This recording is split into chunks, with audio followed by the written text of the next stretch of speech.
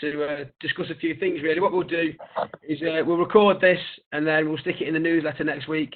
So I'll put it up on YouTube and then we can share the link with everybody just to another avenue and a different outlook on the situation that we're in. But it probably just gives a bit of an opportunity, or give clubs and leagues an opportunity to possibly press the reset button and evaluate what they're doing. So yeah, we'll just run through a number of topics really. So if you just wanted to give a bit of a brief on personally and professionally what your involvement in the game and grassroots sports is, just to get started. No worries, Dan. Evening, everybody. I've obviously got a fairly long background and career in sort of from a young boy, sort of coming through local grassroots. So I'm a West Brom lad, born and bred, so a Black Country boy at heart, and not far down the road now, just sort of between Walsall, Sutton area. But yeah, Erdington Star was where I spent my grassroots, Dan. Birmingham Boys League, as it was then. 4 or 5 great years there. I was fortunate then to go into the pro game at sort of 12, 13 back then in the old associate schoolboys, where I stayed at Birmingham City till I was at Blues till I was about 19, 20. Then went on to Doncaster, which was short-lived, and actually walked out on the game actually. So contrary to sort of various different stories that people say, I walked out on a 3-year deal and turned my back on it. Went into non-league and did the non-league scene. Evesham, Bedworth, Stourbridge, went down to Baldock, so at Doc Martins, sort of tier 2 level. And at the same time, I went into West Brom's football in the community scheme, mate. And off the pitch, that's where it sort of started for me from sort of 22, 23, coaching, and then went into a wider development role. And you're still involved in grassroots football now at a volunteer capacity as well? Yeah. So obviously my sort of last 10, 15 years has been around leading community programs. So my time at West Brom, absolutely fantastic, very progressive community operation. But it was also sort of 3, 4 years after I got there, we then sort of started to go on that Premier League journey, that the club, that playoff period, and the club really moving back into the sort of top tier of the game. So I had some good experiences. Went off to Spurs after West Brom. And then I had a fantastic in Staffordshire, actually. I spent a year on secondment at Burton Albion, which was brilliant, the year they got promoted. So that was fantastic, working with the Robinsons on, community academy, club infrastructure, development, supporting them. And then, I've gone freelance since.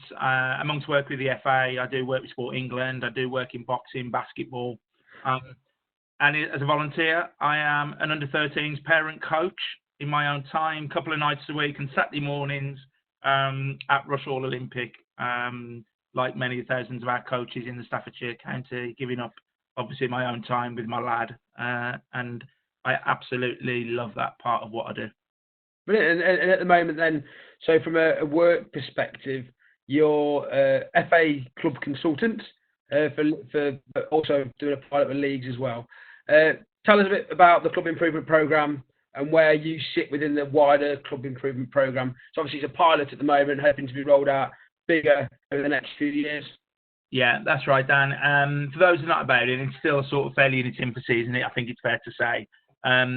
It's a project where there is 20 of myself around the country working with identified clubs, mainly clubs identified by either leagues, and that's the non-league pyramid, the girls and women's top end championship, and then also the community clubs that have excessive number of teams and have become sort of fairly big operations. And the idea is that where I think risk is greater, challenges are bigger, support probably goes beyond the availability of obviously the county infrastructure that's open for them. The idea is they have almost like a personal support package, and I've been given the clubs at the more sort of top end of the non-league pyramid. So some of my colleagues have got big community clubs. So Great Worley would be a good example of that in the Staffordshire. So I know one of my colleagues has been working with Great Worley recently, where in this area I'm working with Leek Town and also working now with Chasetown. But also they're sort of delving into also trial and sampling work with some leagues. So Andy and the Staffordshire Girls and Women's League is obviously something that we're looking at as part of the rollout of the programme. So just for context, the Charter Standard programme is evolving, it's changing. A lot of clubs have outgrown the current structure that or the parameters that the FA has set. So to be one of the biggest clubs in the country at the moment, you've got to have 10 teams, you've got to have a girls section, you've got to have an adult section. And what we found is actually the number of clubs is decreasing across the country. It's decreasing in Staffordshire as well, but the number of teams is growing. So there's more teams based within clubs. So Worley is an example that you gave. Worley currently is on a sort of 65, 70 teams. And what they've got to be involved in this programme, the new parameters are going to be sort of having a full pathway. That's what we're looking at, a full pathway for male and female and disability being involved as well. So that's a true community club sort of ethos, is that you can play no matter, you're offering something no matter what age or gender or ability you've got. The club can offer something for you, which is what the ethos of a community club should be, really. Still being finalised and there's details still going out there, but that's what we're looking at, and this is obviously part of that as well. So, as an example then, what kind of things, when you go into a club, how does it work when you go into a club? What do you like to try and do? Yeah, so I think I can only talk about obviously the clubs I work in, but you know, my wider work and my freelance, my own business is supporting clubs generally. So most of those are organisations that have staff, they have assets, they have facilities, but they're no way by any means, you know, big businesses, Dan. You know, these are guys who month to month are challenged on cash flow. You know, they're, you know, always mitigating risks and beg, steal and borrow sometimes to get through. But they are progressive in their own community, a lot of them are. And, you know, they are turning into small enterprises. So I think there's a few obvious ones. I think the things around volunteers always gets mentioned, small workforce, you know, lack of people, the small few doing the great work, you know, that's always a challenge. Facilities is always a challenge. Legal entity and are you fit for purpose is now becoming fairly common. So everybody, I think, is starting to realise an unincorporated association, and through partnerships like Muckle that the FA have got, that, you know, every grassroots club has access to, that Muckle now and the FA are putting out some really good information to say that if you've got assets and you're a progressive organisation and you're starting to increase turnover, you really need to consider protecting yourself, protecting your own assets, etc. And therefore, you know, things like community interest companies, you know, incorporating your organisation through a legal entity. So it's things like that. So a lot of it is off the field, it's planning, it's bringing it together in a more business-like way, but not losing sight, Dan, of we're about the game on the grass as well. And that's something I'm massively passionate about. You know, as you've probably picked up from my career pathway, I started as a player, I say I'm a player, I coached, I've done the tutoring with the FA, and that's where my passion is. It just so happens my influence now is probably in the boardrooms, but for me, those are the two areas. Get the boardroom right off the field, and then get it right on the field, and then for me, you're some way to be a fairly well-run progressive club. The big entity is sort of a hot topic at the moment. Part of the role of the FA and the county FA is to have long-term sustainability in the game and to support our volunteers. And a key part of supporting the volunteers is making sure that they're safe and safe in their volunteering, no matter what they're doing. So we've had a bit of a push with that. We've also an organisation called Support Staffordshire who are working as well. I've put them in touch with a few clubs recently. Varying in size, but also they're involved in that as well, aren't they? Is that something you're looking at? I think that's a really good point. I think what's happened for me, and I'm involved, as I say, I'm involved with fairly progressive basketball clubs, boxing clubs. I'm doing some work for Sport England, so this is not just confined to football. But obviously, you know, tonight and obviously yourself, that's what we're here to talk about.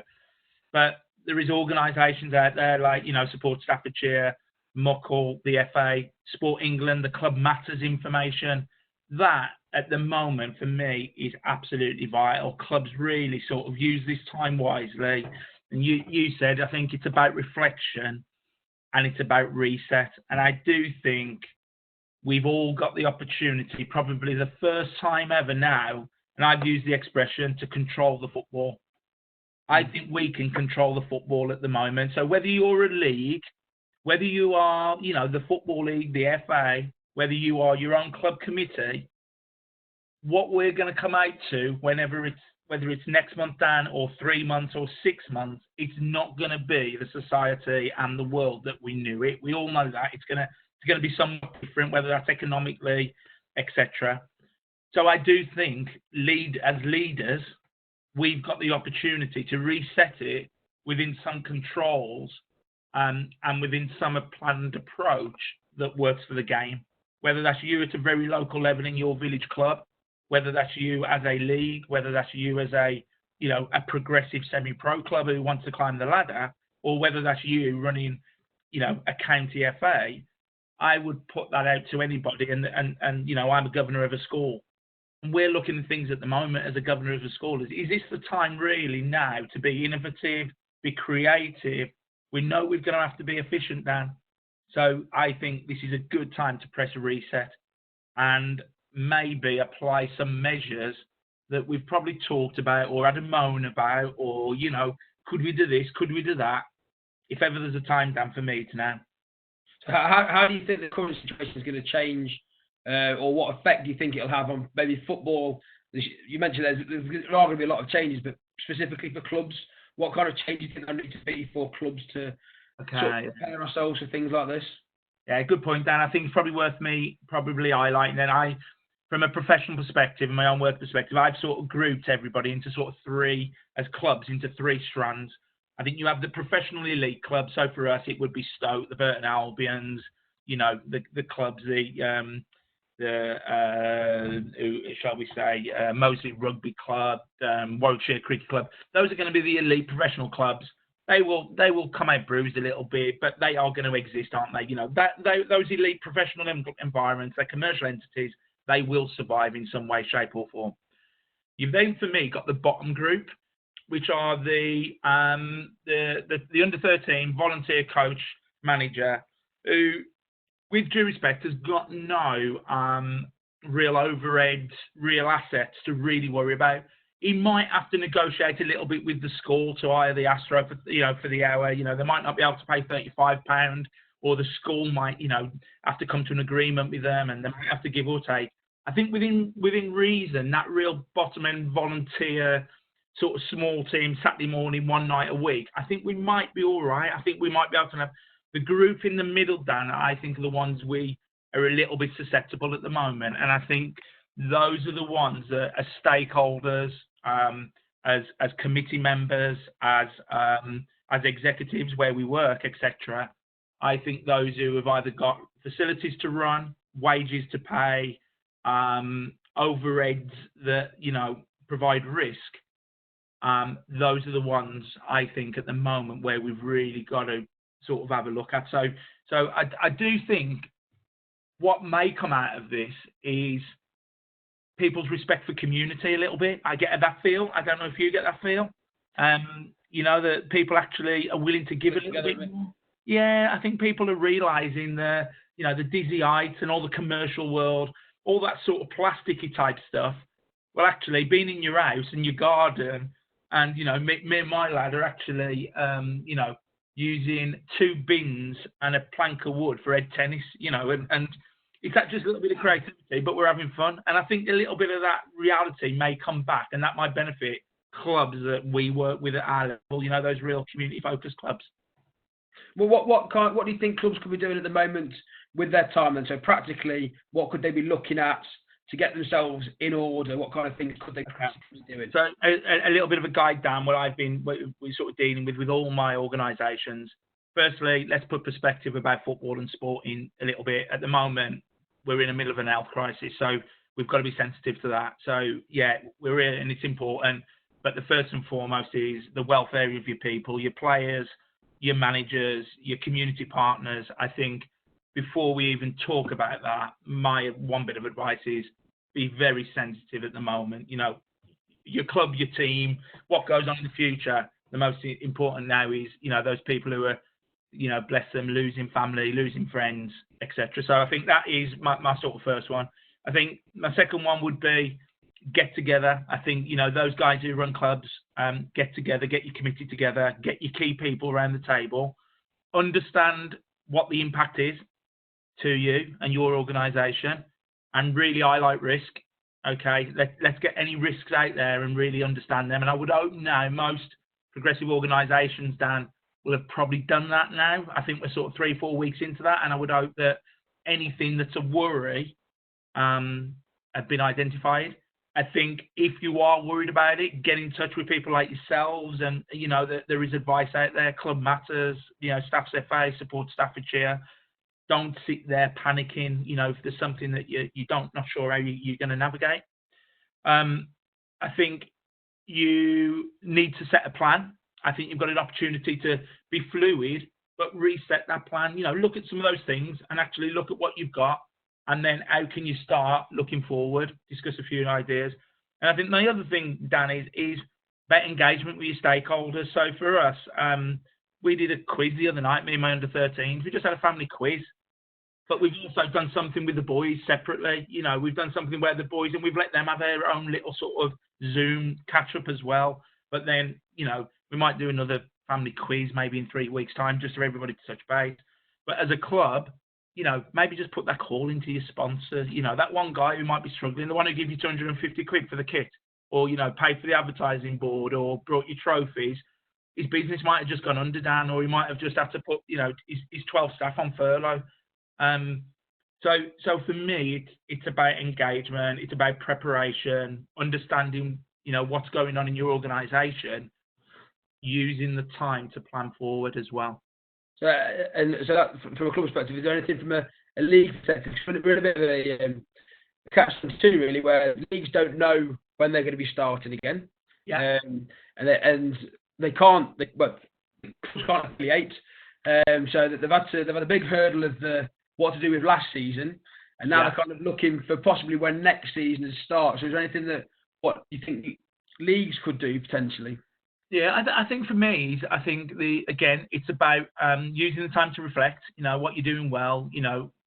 Taking stock of your situation, getting some of those plans in place that that you might have mentioned. You might have sort of said, well, we could do this, we could do that. Do we need to be doing this? So the general stuff. My one probably bit of advice would be, you have to take your steer from the clubs as leagues. I don't think you can force clubs. So, I at the moment, as an under-13 coach and somebody who supports the youth section, and I try and help the guys. I don't run the youth section at all. But the guys who run the youth section, I know the last thing they would want is pressure from leagues to sign a form or pay a registration, because we don't know what boys or girls we've got coming next season. We don't know when to. So I just think as we sit here tonight, Dan, I just think we've got to maybe, from a league perspective, just hold back a little bit, stand back a little bit, get our sort of contingencies in place. So I've done a document today with one of my clients where we've tried to schedule what we would like every month to happen, like a contingency planning document. But then what we've done as a contingency under the top line of the document is then put, well, actually, if our festival that is planned for July can't take place in July, we've mitigated that. So we've said that could take place in August, but it can't take place in September.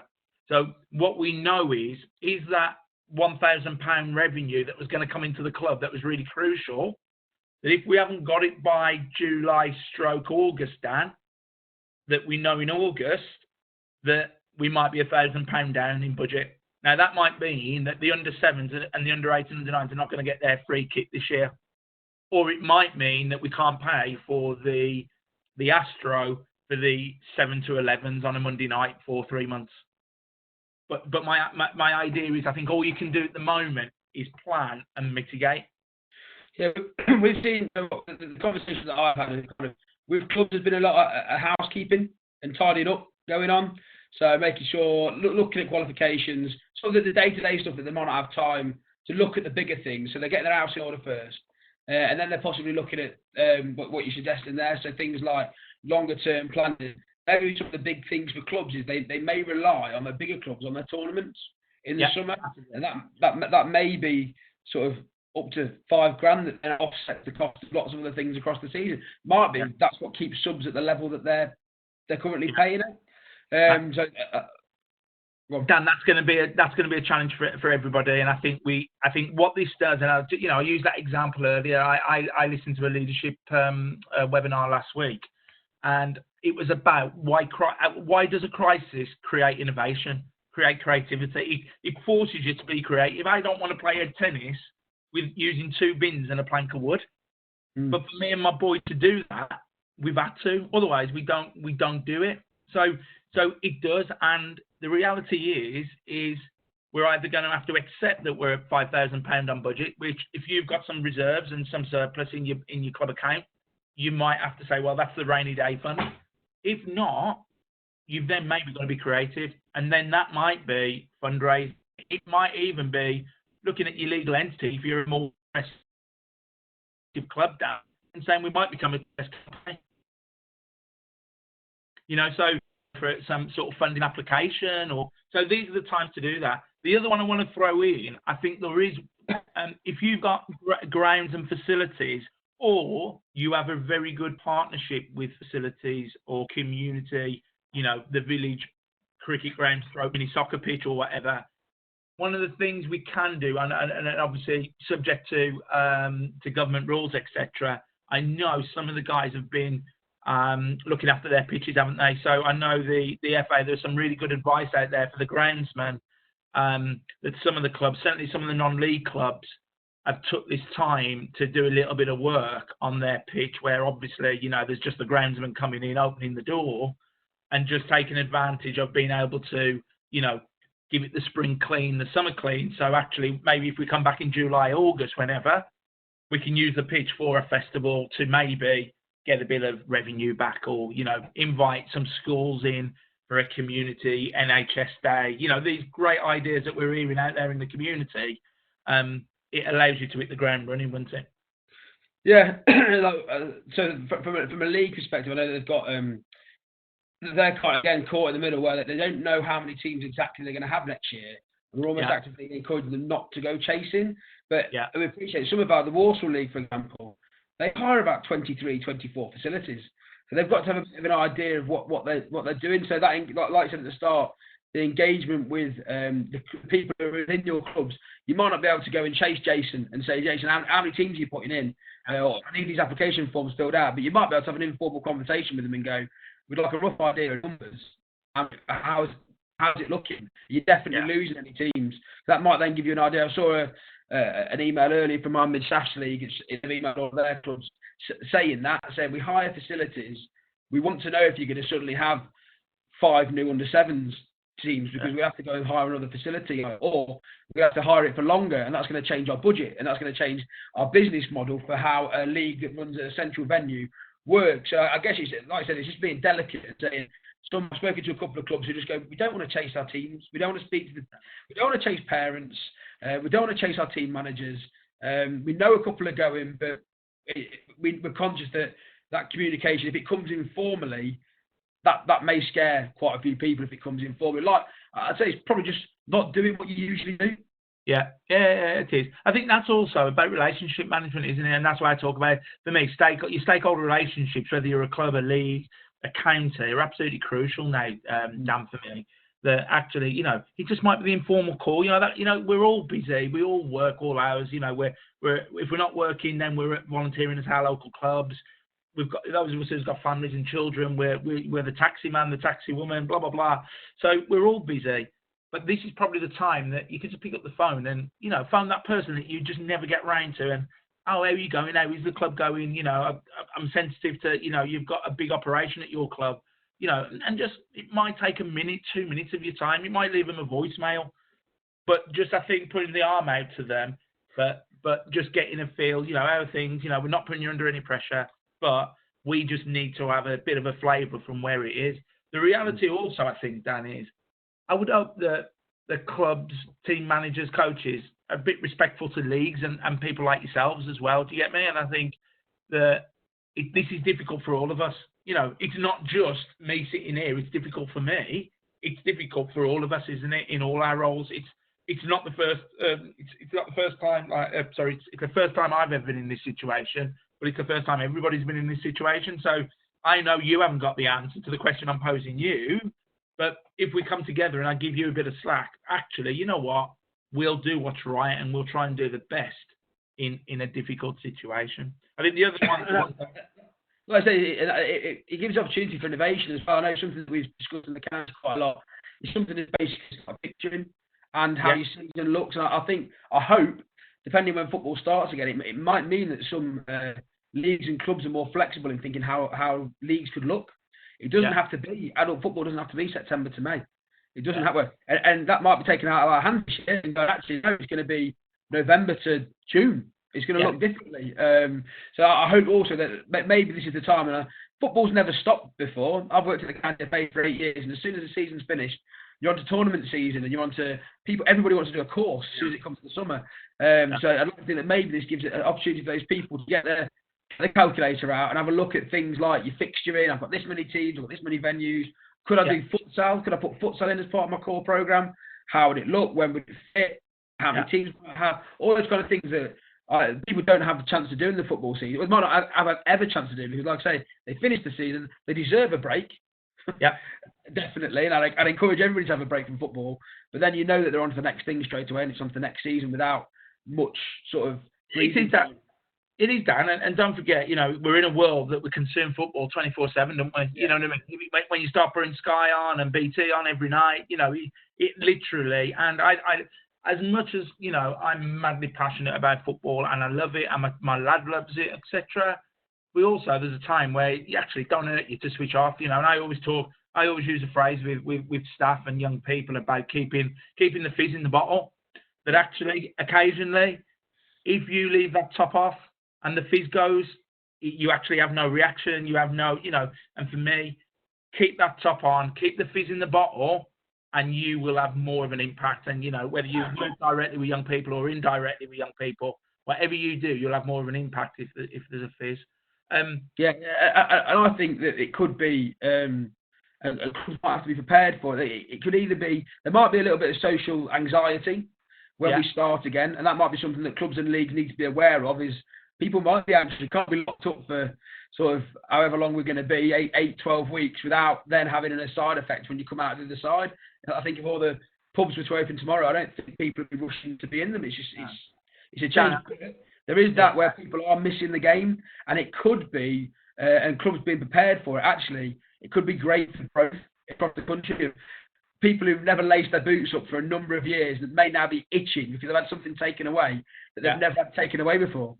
Yeah, I do. And I think there is a real opportunity, and I've really encouraged, the clubs that I'm working with, I know I've encouraged them all, and they've all done it, contacted, stand in solidarity with your local council. Just drop your councillor a message. We're here as a club, whether we can open our doors for you or whatever. We're a facility, but we are also a pillar of your community.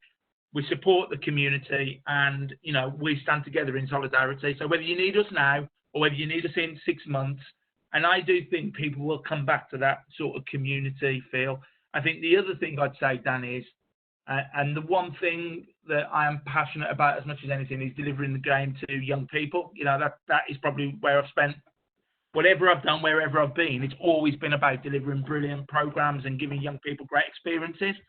But not all young people at this moment in time are having a great experience, Dan. It's going to be tough for some. You know what I mean? Not everybody lives where they can put 2 bins and the plank of wood up for a game of head tennis. Some people have got turmoil. Some people have lost family. When I come back, if I'm one of them people, is going to my local junior club going to be the first thing I want to do? It may be. It might be the release for some, but it might not be the answer. So we're talking about a social interaction maybe to start with, Dan. That actually it's not about, the semi-final that we missed in mid-March. We've got to get ready for that because we're now going to play in mid-August.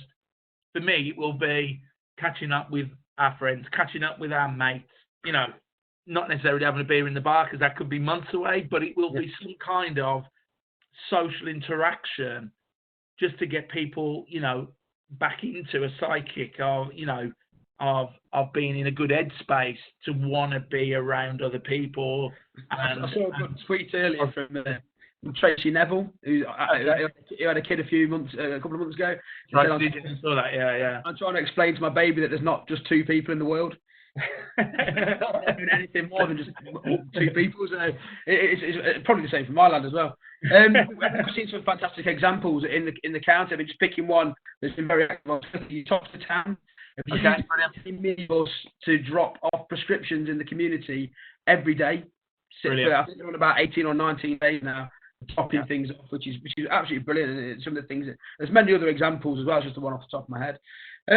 So just sort of wrapping things or bringing things around. What kind of things do you like to see in a club? So if you go into a club that's a really well organised club, what would you like to see in every club that you go and work with? What's kind of like a golden nugget or something you go, no, that's going to leave them in a good state. That's going to support them long term. What kind of things do you look for in a club or a league or an organisation? I think there's 3 or 4 things, and I'll come back, to the 3 or 4 common denominators that we seem to pick up in more progressive clubs, because that's, I can only talk about my own experiences, Dan. A joined up plan, a joined up approach is absolutely essential. So you've got absolutely, we all need a chairman, clear leadership. We need that. But we know that the best run organisations don't run with one leader. We need a group of leaders. And to ensure sustainability and retention and confidence in the long term, of that club, that it needs to be strength in numbers. And that, for me, at the top level, it has to be reflective of what your club's about. So if you are about juniors, i.e. mini soccer teams, and then youth teams, and then senior teams, you should have representation of some across that. You also might need off-the-field skills as well. So your top team, yes, it needs a leader, but it's got a good diverse skills experience, and it's broad. So if we lose our comms because the comms lady, her son has now left the club and gone to university, whatever, that actually it's just one pillar that we can backfill. So that for me would be one approach, one plan. I love to see ages and phases through the development pathway connect, and the boys and the girls. I think for me, a real progressive club is where there is interaction, where actually it's not just the nines are down there and they play a mile down the road from the girls and nobody even recognises the girls even exist at the club. And by the way, the under-18s play in the midweek Floodlit League. That actually there is some kind of connectivity. So for me, it's about bringing that a little bit of a coordination within the realms of volunteering. In some cases, in most cases, that there's a bit of a plan, a bit of a joined-up approach to the green grass, as I call it. It's closing the title. A club. You're all in the same thing, aren't you? And I do think you're right. Sometimes it can, if you go sort of a bit too franchisey, you might not ever realise that you're part of a wider club and that there's other people that play in the same kit as you, because facilities are difficult for people. You might have to train on different nights in different places. And so what are you doing to make sure that everybody that plays in your kit feels part of that club? Not everybody has the opportunity to train in the same place, which is obviously a really simple way of doing it, or having your Christmas party in the same place, whatever it may be. Or you may be too big to have a Christmas party in one place. But what you do, I agree with that. But one thing when you mentioned about sort of structure, we're working on a volunteer strategy in the county of what we could do for every different role that you've got. So league volunteers, clubs, groundsmen, whatever your role is in football as a volunteer, what can staff do to help you? One of the things, like you mentioned there, of structure is something that we've looked at, and it's kind of job descriptions, because job descriptions have been done in the past, but they've probably been done before technology was involved. So what your secretary did even 5 years ago isn't what a secretary does now, because the whole game wasn't there 5 years ago. There was no match out 3 years ago. So all these different things that are coming out, they probably need to be rejigged. So when somebody does leave, it's a bit more of a. It's never going to be exact. But all right, I'm going to come in as a team secretary. This is what team secretary should do, and this is what it might look like. This is how many hours it might take. These are the people that you need to get to know as well. And the other thing on that, from sort of a structure perspective, and I know some clubs are quite good at this, like Leek and Worley, Eccleshaw, Lichfield. having kids involved in some capacity and having their Young people's voice. Yeah, maybe not just kids, but players. And that could Yeah. be from a league perspective and from a club perspective, because I think sometimes we forget that that's the reason we do it. The whole reason we do it is so that players enjoy themselves and players play football. If we never ask those under sevens if they actually like what we're offering them, we'll never know. And kids will be honest, and kids will tell you. Yeah, Dan. But one of the things, and I'm doing this work with probably 4 or 5 of my sort of 7, 8 clients that I'm currently working with, is that actually, if you are more progressive and you're becoming a bit more like a business, you've almost got sub boards where you might not be able to put them on the board, or they can't commit, or they don't want to commit to being a board member, but actually you create a couple of sub boards. And I do think the people representative of your community also give them a voice. You know, your local councillor, just get them in. You know, they might not want to commit on you. You know, they don't want to be a director or on your committee or whatever. But actually, getting some key people on some sub boards that only might meet 3 or 4 times a year, Dan. But for an hour and a half, give them a voice.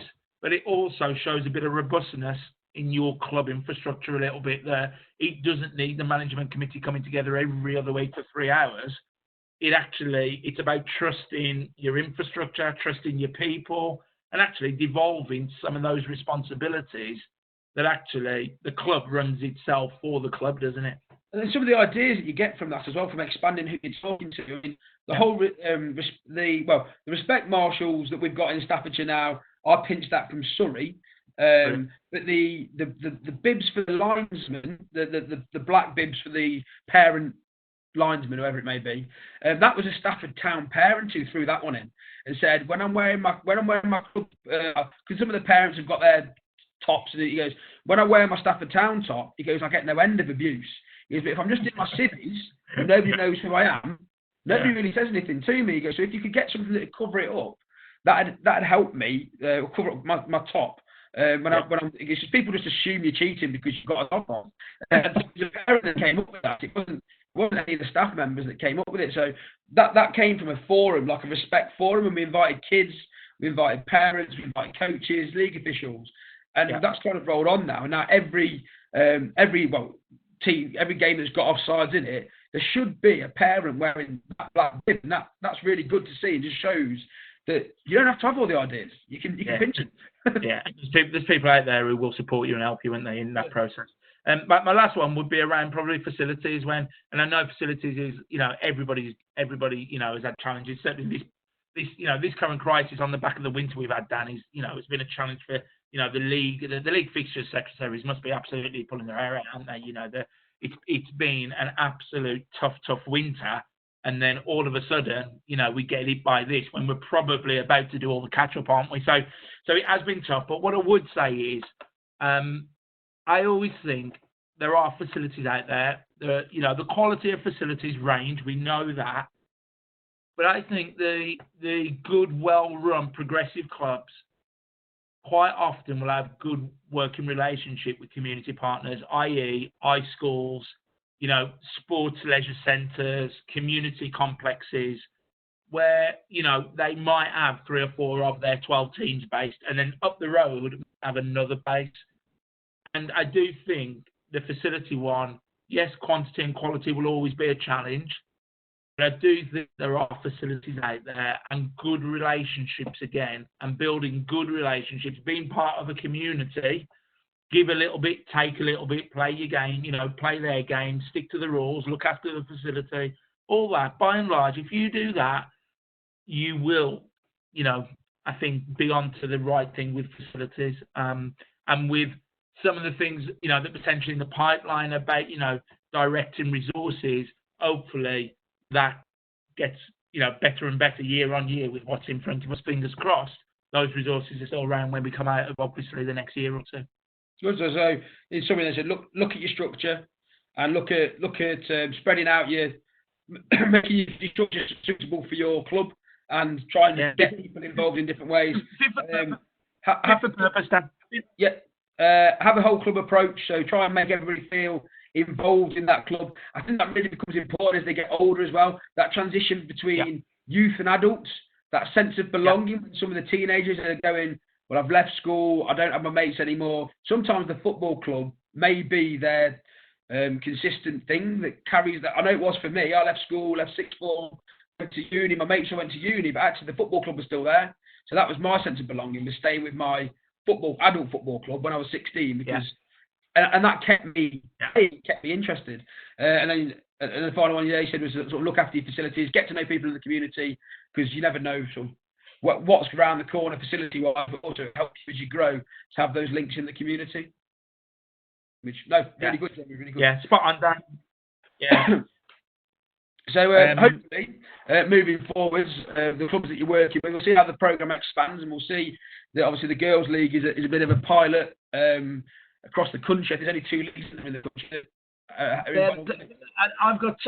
working with 2 leagues, and I think a couple of my colleagues are working with a couple as well. So literally, there's a small handful, and it's about looking at how can some sort of direct support help, intensive help, I suppose you would call it, give those leagues a support into their future ambitions and future directions. So yeah, I think the only other one I think, Dan, is I always say, and I read something recently again. I said to you about this leadership webinar I was on, and there was a quote that I thought was absolutely brilliant, and one that probably really resonated with me was the potential of this here is, it's tough. It's really tough. We all know it's tough, but you can invest your way back out of a crisis.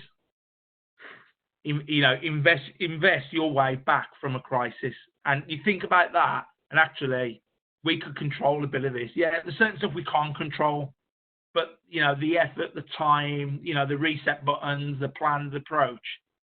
If me and my collective at our club, with a bit of luck as well, and our parents and our families and our community partners, we can come out of this okay. If we do that, and if we invest our time, our energy, the little bit of resource we may have, the bit of help that's out there, the muckles, the support Staffordshires, the FA website, the FA learning, all that's available for us, we'll be okay. We've got to be positive and just reach out and ask if you need the help. That's what I would say. Thank you for your time. Anybody got any questions that they want to ask? If they just want to unmute themselves, they want to ask any questions. Hi, Danny.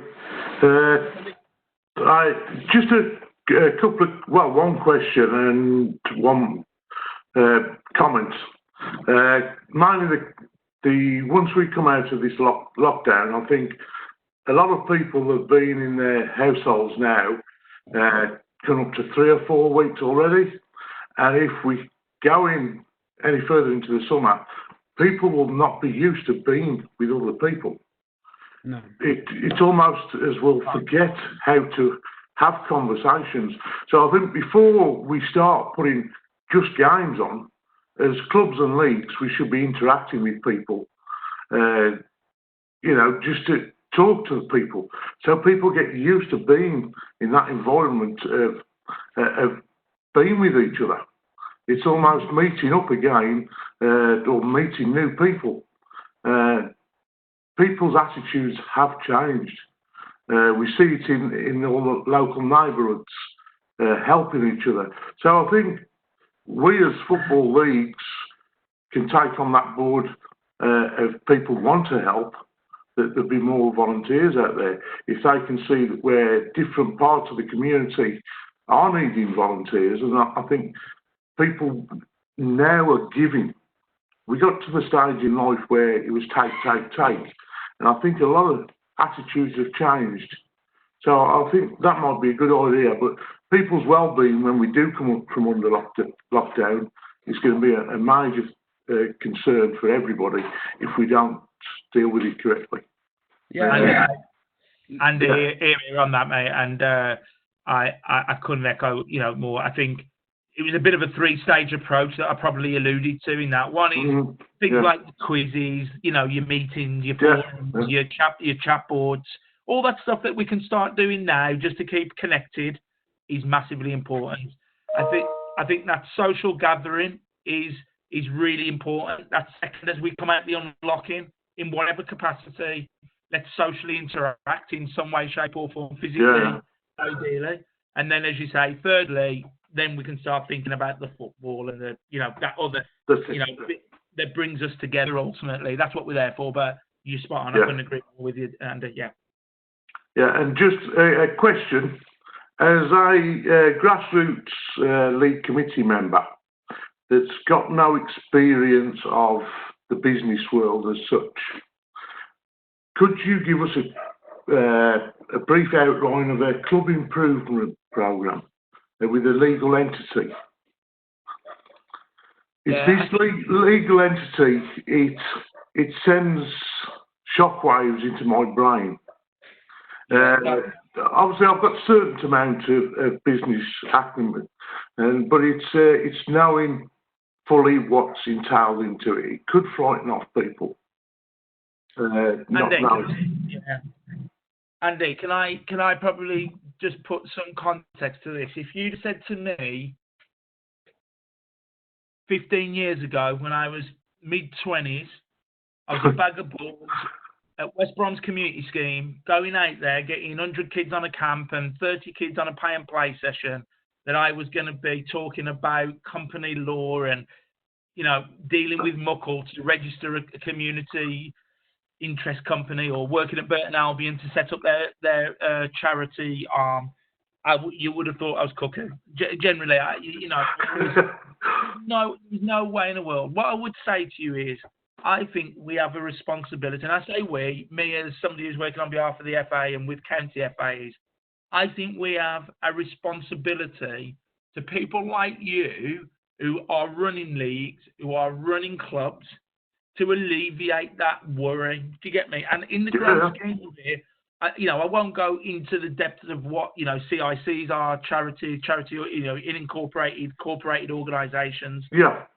But the bottom line of it is, if you are carrying assets and carrying turnover and it involves an element of risk, you should be an incorporated organisation. And that is to protect you as individuals and your organisation, and everything that comes with it, the liabilities that come with it. However, what I do think is we as stakeholders, using this time and as we come out of this, to support people like you, to look at what is right for your organisation. Because, and I say this now with the area I've worked, I think becoming charities in sport has become vogue. In the last few years, all I ever hear is, I'm going to become a charity. We're turning into a charity. I'm going to become... And do you understand? Is there a need to become a charity? What is the purpose of you becoming a charity? Why do you want to become a charity? Do you need to become a charity? So it has to be fit for purpose. What are your liabilities? What are your assets? Where are you as an organisation? Yeah. What is your future direction and what's your future ambitions? If then you take stock of that, Andy, that will then present 3 or 4 options of what type of organisation is probably best for you. Yeah. Yeah, that's it. So I've got some ideas, but it's almost a frightening thing. Yeah. Am I doing things correctly? Do I understand everything that's put to me? Because these days we are talking a fair amount of money. Yeah. And it's a fair amount of money that we have got to be responsible for. And as you say, we've got no protection.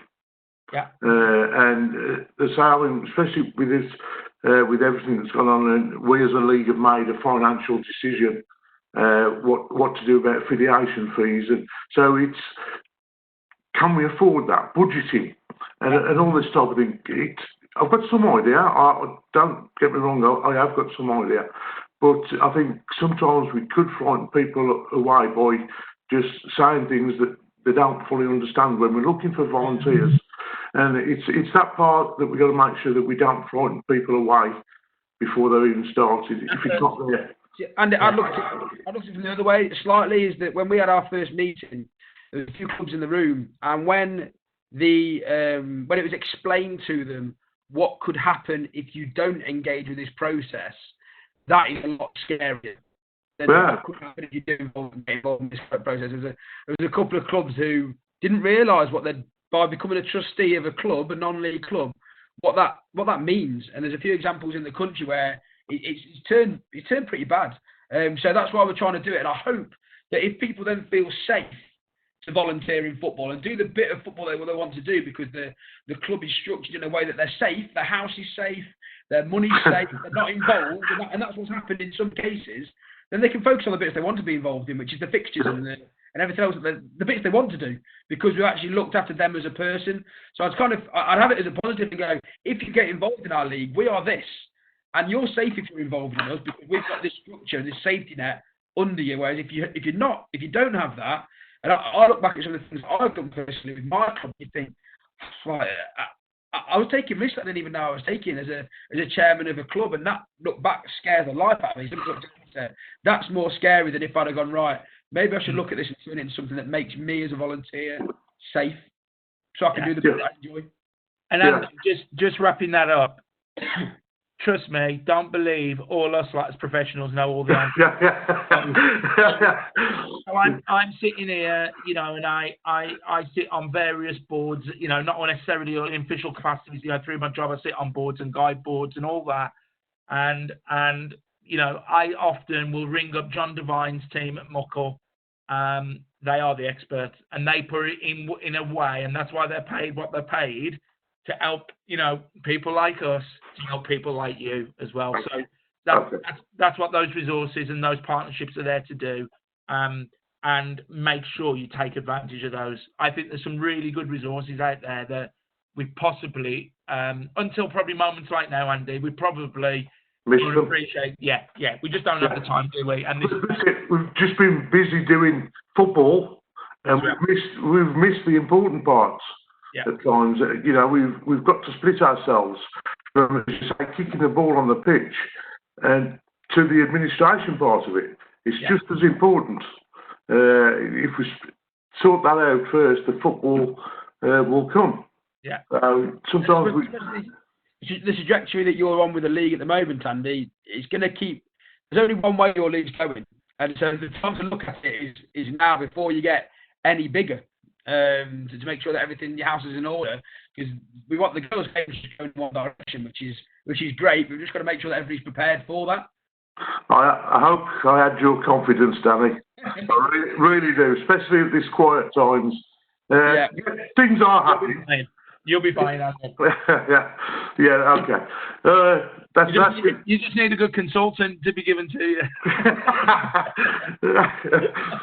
I'll